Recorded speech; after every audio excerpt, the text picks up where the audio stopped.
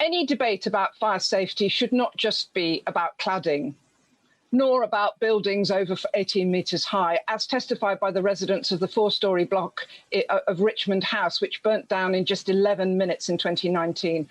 Nor is it just about leaseholders, as the students and tenants, as well as leaseholders in the Paragon building in my constituency, found when they were evicted last October with 1 week's notice, as their blocks were found to be too dangerous to live in. And both blocks were built by Berkeley Homes.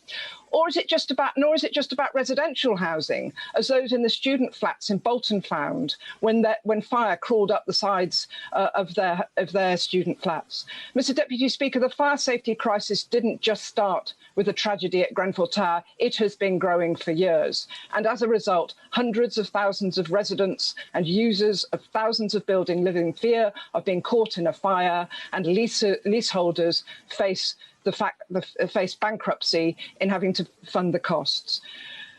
Mr. Deputy Speaker, Judith Hackett summed up in her report into building regulations as them having a mindset of doing things as cheaply as possible and passing on responsibility for problems and shortcomings, unquote.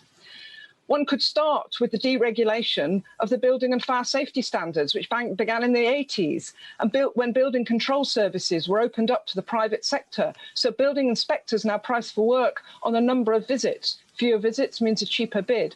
Developers have been cutting costs for years, going for the cheapest materials and corner cutting again and again on site.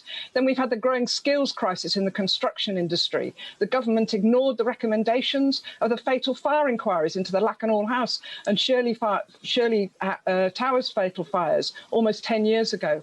And even now, the inability to train and accredit qualified fire safety inspectors who are needed to inspect the properties that, in fact, should never have been signed off as safe to occupy in the first place. Mr. Deputy Speaker, as I said, the scope of the bill is far too limited. It's fiddling while too many of our constituents and their homes are at risk of burning and leaseholders face unaffordable costs. Responsibility for sorting this should lie with those who are responsible, the government and their friends in the construction sector. As other speakers have said, this bill hardly scratches the surface of the crisis. It doesn't even implement the recommendations of the Grenfell Inquiry Phase 1.